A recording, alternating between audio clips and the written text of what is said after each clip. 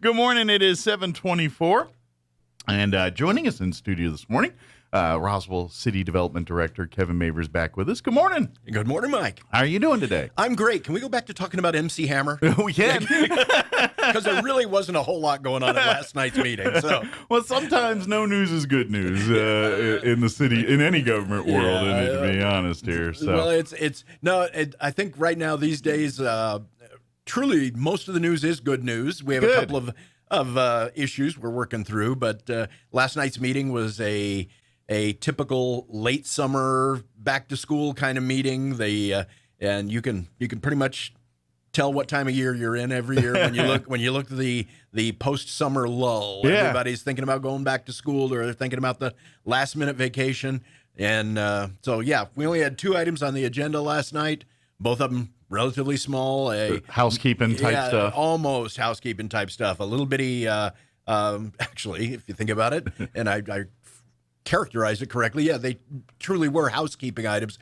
We had a small little parcel in downtown where we had 2 existing homes on it that were built. They wanted to subdivide that lot into 2 so they'd have 2 legal parcels. Gotcha. And that one, the way it was explained by the applicant, older gentleman who actually is taking care of his personal affairs, let's just say right now. And Gotcha. one of the things, he wanting to prevent any arguments amongst the heirs, he said, you know what, we'll go ahead and subdivide this right now. He's nipping an argument in the bud before it can happen. Take care of the argument. And then the second one, similar situation, though, the heirs of a house down in the south end of town, the house was actually sitting on property that was zoned commercial, but they were having trouble selling it. And the reason they were having trouble selling it was because they couldn't get a bank to loan against it because it was zoned for commercial, but it's a single-family residential home.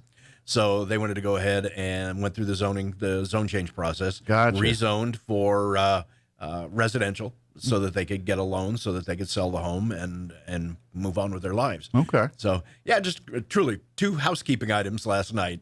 And then we spent probably... Quick question Sure. on the first one, when they split a parcel of land like that, that in essence, what happens afterwards is it gets 2 addresses, right? Well, it already has 2 addresses. Oh, it already, because I was like, how does that work out, like for the numbering system and everything? Because in theory, everything's numbered. Does it now turn into a 1A, 1B scenario? Yeah. Or in this particular case, around since the city does handle all the addressing and things we have, I guess, for years and years. These 2 homes, and then they're fully complete 2 single-family homes. Okay. They just happen to be built on a single lot in downtown. And there was a lot of that going on. In fact, if you look at our development code, the zoning code, you'll see there's provisions for that in our R1 zone in older areas. Gotcha. Okay. But so it was just a matter. Truly, it was a very simple little process. They came in. They had their subdivision map already in place for the 2 lots. It's called a summary plat. Okay. That gets processed just by staff. In fact, what they had to come before the planning commission for was a variance for setbacks because they didn't quite meet the current setback requirements. It wasn't that there wasn't enough room to get around the houses or park off the street and everything else. There is. It's just the setbacks that we have in that part of town are pretty large in some cases, so it didn't quite meet it. So variance was granted for the setbacks. Okay. And at the end of the night, everybody was happy. And I was just curious, since the houses were already there, they probably were getting mail and all that stuff. Oh, but yeah. I was just kind of gee whiz curious. I'm like, when they split a property, like, how do they? Because certainly they're not going to readdress everybody's house or number on that street, and like they just make it a 1A, 1B kind of thing. There's some cities that will do that. In our particular case, our real estate division handles all the addressing, and typically addresses will be done before when somebody comes in with a new subdivision. Gotcha. We handle the addressing. We go ahead and decide what the master plan or whatever. We'll put it all together. We'll put all that addressing in. That information then all goes to the county, and I assume they continue to move it on to the post office and of course everything gets updated, including the emergency services. So if there's ever an emergency, they know where to find these houses. But it all begins with the city. So any decision to readdress would go through my office. So. Gotcha. I figured it's your ballpark there. I was just kind of curious. I was like, how does that? I've never thought about it because I've never experienced it, but I'm sure that happens all the time. You know, It does. It does. Well, it's you just mentioned something. You assumed it was somewhere in my ballpark. Yeah. I've actually been asked to speak to Main Street Roswell on September 9th. Not Main Street Roswell. We need to talk about Main Street Roswell, but Leadership Roswell.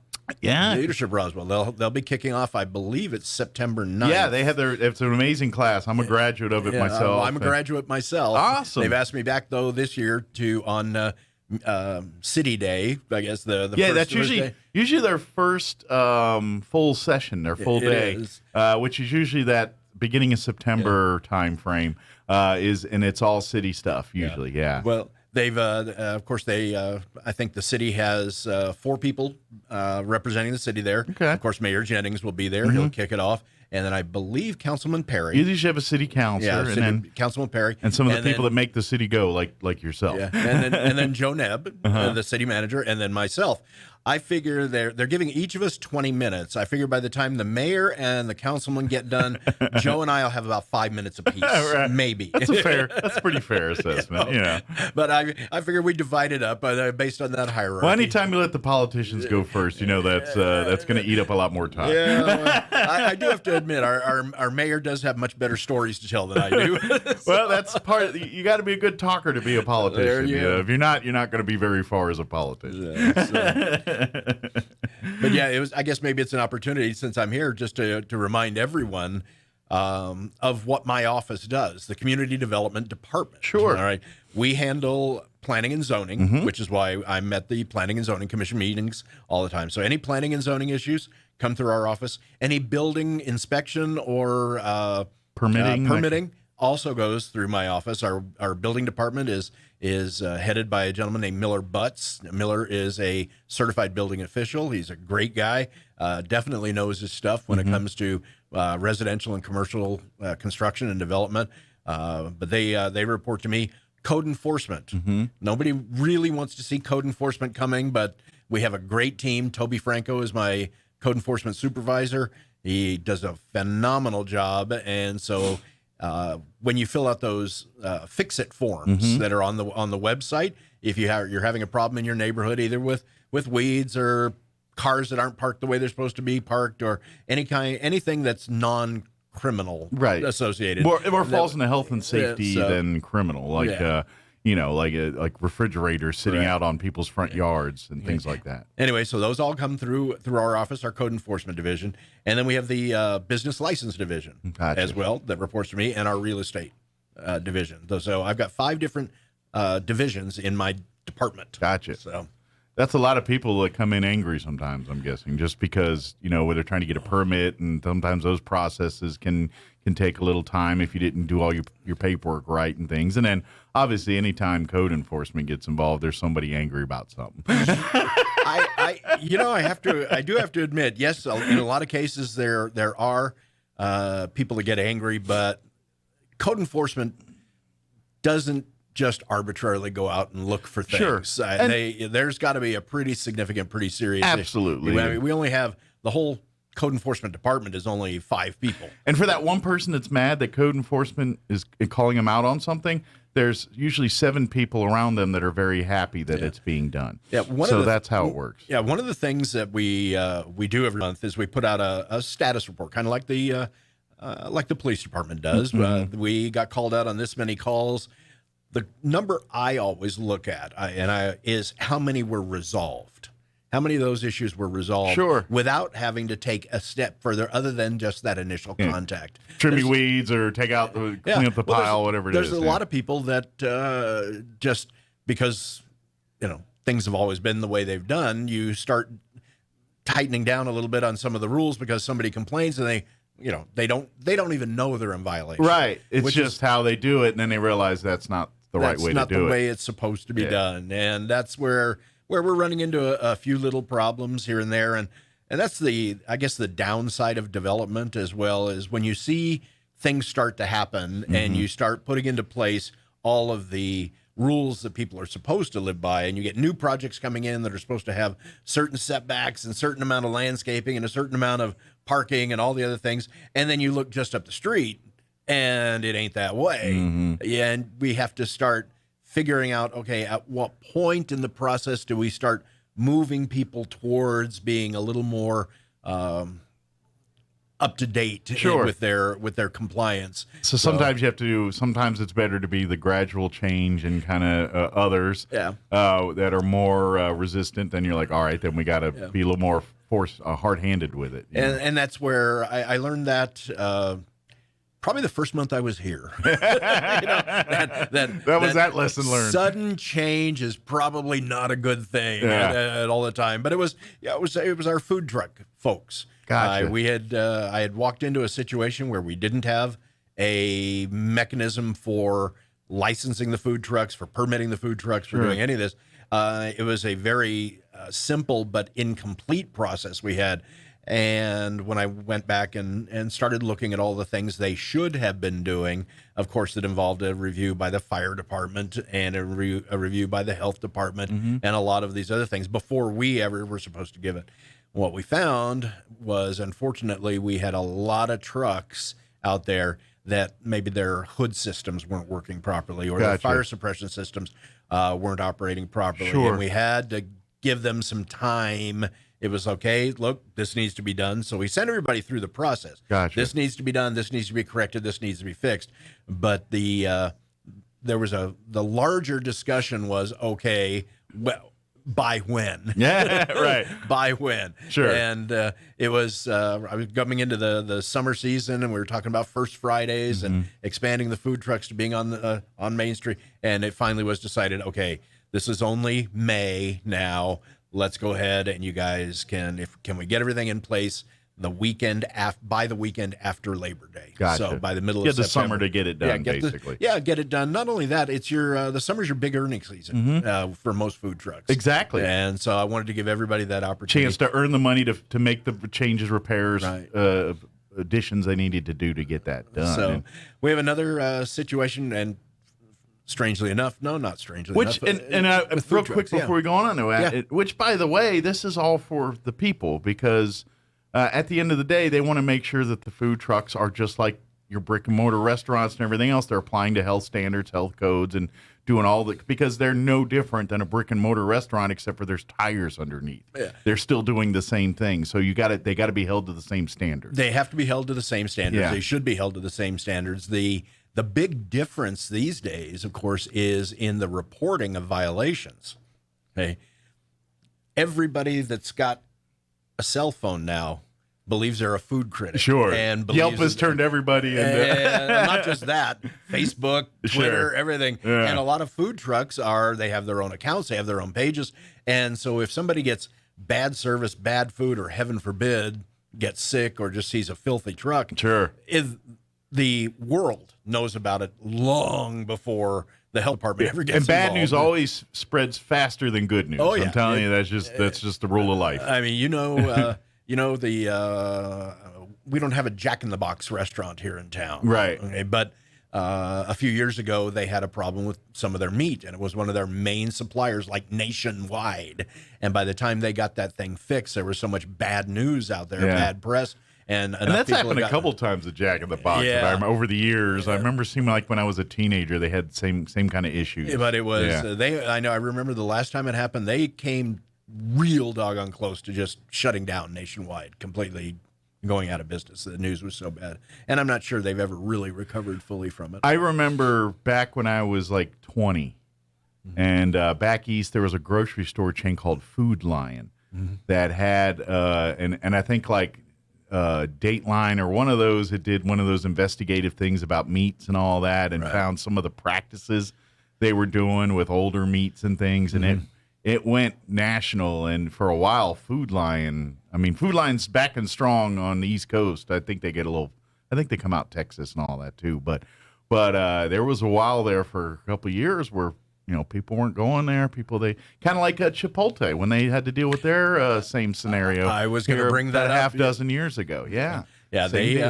They've had 2 or 3 incidences. And what we're finding if you follow the news and you get the health department reports like I get, it's a bigger problem in in organizations and companies that are organic or locally grown or Sure. any of these things that are because Where the management and the food supply is a little different from store to store. it is slightly different from store to store, but in addition to that, because the whole idea of growing organic is to limit the amount of pesticides, limit the amount of things that go on it, you have to make sure that that food is washed thoroughly, Sure. okay, and completely. And you've got to double check it and inspect it before it's served. And occasionally things slip through. So you're going to find that that is the downside of the natural food and farm to table movement. Sure. Is that the quality is going to vary from store to store and place to place. Well, and it's kind of, you want to get, in the debate of food and all that. Obviously, I think a lot of us know that, our food, especially our fruits and vegetables and stuff, they've changed so much. Like if say our people from the Civil War era went to eat a tomato versus eating a tomato today, it's not the same tomato because of just science and things like that. Probably more flavorful back in the Civil War, but you probably look at it and it looks like something you don't want to touch because it's not big, fat, juicy looking like it. But that's all science that's doing that stuff. So when you go back to organic, you're almost going back to more of the methods that that older generations were raising these crops and things, which put out a tastier product and a more or less attractive. Yeah, exactly. But it doesn't look or feel like the beautiful, juicy things that commercial companies have been sciencing up for years and years and years. So that's kind of one of those differences with organic and true organic and what you just buy at the store. And it's we've seen the growth over years and years of the massive corporate farming organizations. But what's driving it is their ability to produce that photogenic type of product over and over and over again. And so they have their own varietals, they have their own types of things, and they do it very scientifically, whether you like that or not. The truth is, though, that's how we feed the world. Yes, exactly. That is, you cannot, I was reading an article and it's written by somebody that was very much on the front end of the organic health food movement. And then there was a counterpoint article by somebody in the well, I guess what we'll call nowadays the traditional farming movement. And he was saying that it would take, if you really want to talk about sprawl, okay, we would need 10 times as much farmland. Oh yeah, to produce the amount of food that's produced on right now in our farms that are involved in major production. Oh yeah. So there are upsides and there are downsides. Absolutely. Well, and this is like when we have the FFA kids and all that, and we say things like the agricultural industry is where there's less people going into it, but their demand is getting greater and supply is not. And we're going to be in trouble if we don't figure out ways to keep doing this kind of stuff. And so the science is going to keep, who knows where it takes us in LA. Are we going to have like parking garages going 10 miles up that are farm, agricultural garages? Who knows what the future takes us, but we're going to have to figure out ways to do this stuff because to keep up with supply and demand here. Right. That is, it's interesting you mentioned that this concept of vertical farming, indoor grows. That is one of the benefits that the cannabis industry has provided to the traditional agriculture industry.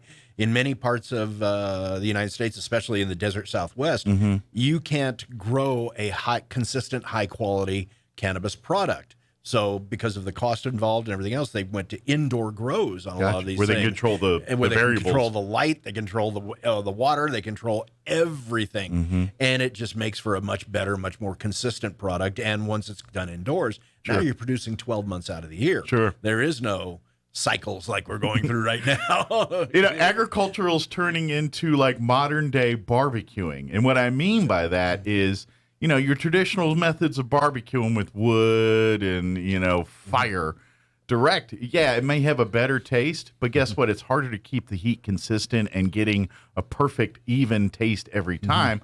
But you got your electric smoker where the heat's consistent and everything else. The variables are much more controlled. that you can get a much more exact product out of there. And they're figuring out farming's the same way. It sounds like it's like, hey, if we can control the amount of water it gets, the amount of sun it gets, the amount of nutrients it gets, we can make it grow exactly the same every time. Every single time. And that's what they're doing. And that will theoretically correct a lot of the supply chain problems where food is concerned and everything else, because you will have this consistent product coming out 12 months out of the year. Because we all know green chili, and you always hear like around this time, it's like, oh, the green chili crop's not going to be good this year. But it's because of those variables: too much rain, not enough rain; too much sun, not enough sun. Now, with this indoor, in theory, if you can get enough acreages of these things going, green chili season's going to be green chili season. And it's going to be the same, or whatever it needs to be. Right. Because now they're like, okay, we looked at the numbers from last year. We need to increase this percentage. This is how we do that. And in theory, they can mitigate food shortages and things just by getting a more exact science in how and the quantities and qualities of the food we grow. This conversation just reminded me of something. It's not Friday, is it? It's only Wednesday. You'd have McDonald's over there. Exactly. You're making me hungry here, all this talk about food. But it's something that I think we as a community and people need to understand. So when these things, that way we solve problems when everyone at least is on the same page and understanding what the problem is. And I think a lot of us aren't really educated on a lot of this stuff. And so we need to be aware of it, because even if it's something we directly aren't going to deal with, your kids or kids' kids are going to have an impact on this for sure, So it's just something people should be aware of, I think, Okay. Well, yeah, I believe so too. And it's really nice being here in Roswell now at the tail end of my career, because when I first started my career, I was in a town much like Roswell, just happened to be in California. Gotcha. But a lot of agriculture, a lot of FFA, 4-H, a lot of friends in that, a lot of friends doing rodeo. Sure. We had a wonderful main street, although it was called the Boulevard there, and that more quasi-rural suburban life went away in the 1980s. That area became essentially a suburb of Los Angeles, and it all went away. So to come back here and be able to go any direction out of town, just a few minutes, and see where at least some of our food could come from. Absolutely. And going to the farmer's market, and we do need to talk, if we have time, just 2 minutes on Main Street, Roswell, and some of the wonderful things that are going on there. But the farmer's market is one of those things. So being able to go to the tortilla down here and get fresh, those are the best tortillas. And I've eaten a lot of Mexican food in my life, but I love those tortillas that are coming out of the homemade taste or whatever. But like even in the fall here, when people go out to Grace Farm for their the fall festivals and the pumpkins and all that, that's something we get to do here. That's right here in our backyard, and you can go there. I mean, most people you don't go out there till there's a corn maze to walk through or something, but they literally have a garden store you can go there every week and every day and go in there and get fresh produce, or go out there and pick your own pumpkins, or whatever's in season at the moment there. It's great. And that's something that other parts of the country don't get to enjoy. We don't. When I was again going back when I was growing up, there was a farm in town, and I can't remember the name of the farm, but they had just a roadside store. It's called Ben's Corner, and it was on the corner of these two things, and it was there for years and years and years. And then one day they decided they were going to close it. Oh, but we're not going away. We're actually building a real store. So they turned it into a small grocery store and everything else. But over the years, they just could not compete against the big corporate chains. Yeah. And they finally gave up. I think they still have their a small butcher shop for specialty cuts of meat. But as far as the produce itself, I know they've switched over to some organic, but it's not the same. Yeah, it's kind of a bummer go over that roadside stand and just walk through and pick things up literally right off the vine or right off the tree. Yeah, I've experienced that kind of thing similar too. It's just roadside, like, oh, corn, you want, upstate New York. When I go visit grandparents and things, they'd have just roadside corn here. Go get your corn, or better yet, go pick some blueberries, and they'd have a little orchard of blueberry bushes there that you can go pick blueberries or pick. It's just great. Same thing. It's interesting when you talk to, I guess, guys our age. Yeah. Can I use that for? But about these similarities, and it didn't matter if you grew up in California or Arizona or New Mexico or Texas. Everybody's got the stories about the suburban or rural lifestyle. It just seemed like this phenomenon of highly urbanized cities was really pretty limited. You talk to someone from New York, and they'll talk about the big city. It's like, I never found that attractive. Really. Yeah. It's nice to visit, but don't want to live there. Exactly. We do have a couple other things we want to get talking about here. Do you want to talk about City first or Main Street first? Let's talk about Main Street real quick, because I want to update everybody. Now, this is something that's going through right now, but most people don't know that we have to renew. There's a contractual arrangement between Main Street Roswell, the organization, and the city of Roswell, Gotcha. our organizations. There's a third organization called New Mexico Main Street. So it's a three-party memorandum of understanding. It has to be renewed every 2 years. So New Mexico Main Street is different than because I know Main Street, like Roswell Main Street, is part of Main Street USA or whatever Main it is. Street USA is the parent organization in Washington, D.C. Gotcha. A big federal organization. So New Mexico Main Street's separate altogether from that. No, it's part of that too. No, follow the money. Okay.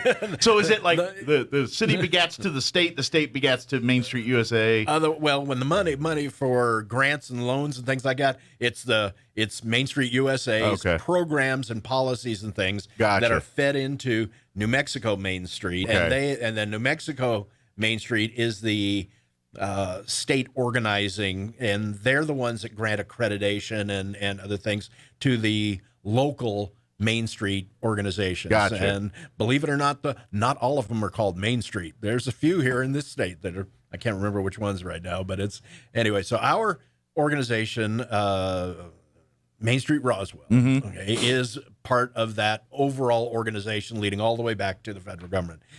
Anyway, they held their own internal elections, and they've hired a new executive director. Yes. I believe you already. Barbara Gomez is now. And I guess the statement I want to get out there, because I know there's been some contentiousness, I guess, between the city and Main Street. That's something that's been going on a long time. It has, but I'll let you know that there's a new attitude on both sides of the table right now. There's a new willingness to work together. That's good news. Absolutely. It is. In fact, we are Barbara Gomez and I are meeting on a regular basis, talking about all kinds of different projects.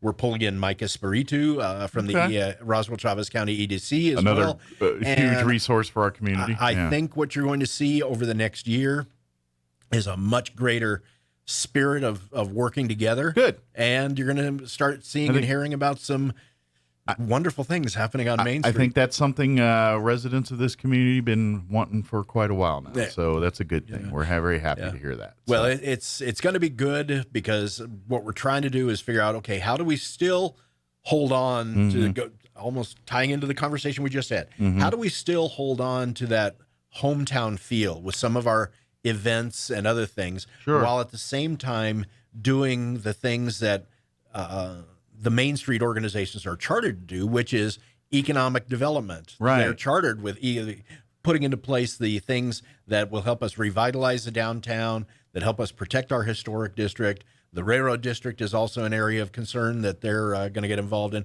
And that's that's something that really started years ago, where they want to try to revive that thing, and we're now starting to finally see the impact of that and start seeing the actual growth happen. We're going to see it, and it's going to be a lot of fun. And we've got a major announcement. This is a bit of a teaser about a project that Main Street Roswell and the city of Roswell have been working on for the last couple of years.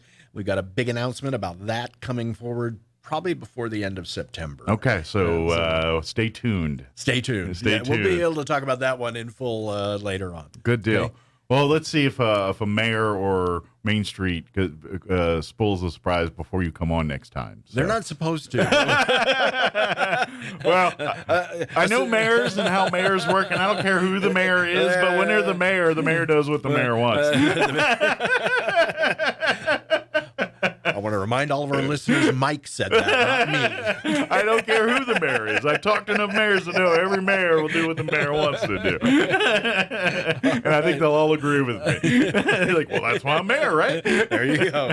But speaking of one more thing, we do want to talk about the city. I know a lot of people have, hopefully you've been made aware, but for the last almost a month now, the water department has been kind of warning folks, telling people if you're delinquent or behind on your water bill, you need to make arrangements to start getting that back on track, either pay in full or get with them to get on a payment plan, but get in contact with the water department so that they know that you're on the same page about getting current with your water bill.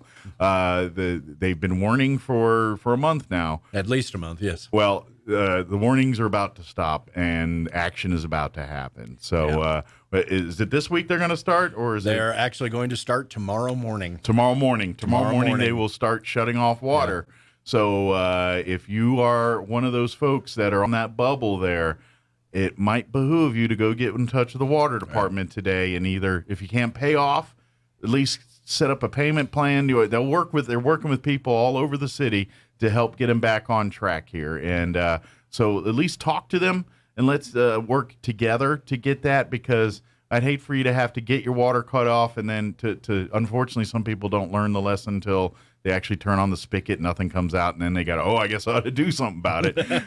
Avoid that today by getting that taken care of. Yeah, and that's we've had a steady, the good news on that is the word did get out. There's been a steady stream of people coming in, taking care of setting up payment plans. And again, this is the thing I want everybody to know and understand. If you can't pay your bill in full, because they're looking all the way back to January 1. Okay. So we got 8 months potentially of back. If you can't pay can add up pretty quick. Okay, just work with our team over there. Yeah. They'll do a payment plan. And you'll be able to catch up over a period of months. Yeah. Okay. We don't want to, we honestly, we do not want to cut anyone off. Sure. But it's very expensive to not just. It's hard for the city to afford this expense of just giving away free water. It's got to pay the bill. Yeah. And I guess we should be thankful, though, that we do have the water, especially with what's going on with the Colorado River right now and some of those states. We're very fortunate. We got it pretty good here in Southeast New Mexico and Roswell, and I think a lot of people don't realize it. Wait till you lose some of these things, and then you're going to realize how special we do have some of these things. So please don't take it for granted. But anyway, back to the billing. Please talk with them, work with them. I know things are tough. I get it. I understand. But get on the page. Let them work with you, because if you just try to hide or think this problem's going to go away, it's not. You might wake up tomorrow, as early as tomorrow, without water when you turn on your spigots or your faucets in your home here. So please get in touch with the water department today. Come down. If you can pay your bill, please get her done. So you can move on, and then that's one less thing you got to worry about. You can go on to about your day. But if you're way behind here, a little behind or a lot behind, talk to them, sit down with them, say, hey, I can afford this. Can we do this? And they'll sit down and work with you and come up with a plan that helps both the city and yourself. So, but don't wait till the water's cut off. Get it now while the ball's still in your court, because you're going to be a lot more mad, a lot more sense of urgency when you don't have the water the next day. So you didn't need me for that segment, I'll tell you. We can go back to talking about MC Hammer again. I just want, please, I get it. I understand that stuff, but please don't. Please just get her done. Be responsible, and you'll be very happy you did. Right. So, and heaven forbid, if it does happen, do not tamper with your meter. Yes. That will get added to your bill as well. Yes, and you will not be happy about that. You will not be happy with that bill. Is there anything we missed, or did we get it all for today? I think that's about it for today. Good deal. Well, of course, you guys, if you want to ever come to a planning and zoning meeting just to come and see what government's all about and how these kind of things happen, they meet, it's usually, is it the 4th or is it the last? Oh, it's the 4th. It is typically yes. The 4th Thursday of the month, and during some months we have some conflicts. Typically there's a conflict in November and December just because of the holidays, Right. being the fourth week. So sometimes that'll get adjusted. Last night we had a conflict in, actually just a facilities conflict from last week to this week. So they booted us down the road 1 week, but we'll be back on the regular agenda. So the fourth Tuesday of every month at the convention center, you can come on in. Even if you just want to introduce yourself and watch a meeting, be a part of it. You don't have to have anything on the agenda, or you can also tune in. The GoToMeeting link is for all of our meetings is right there, and the meetings themselves are recorded and then loaded up to the city's YouTube website, the YouTube site, for review at a later date. Awesome. Yep. Good deal. Yep. Well, thank you, sir. Appreciate the visit as always, and we'll see you next time. Okay. All right. All right. It is 7:59.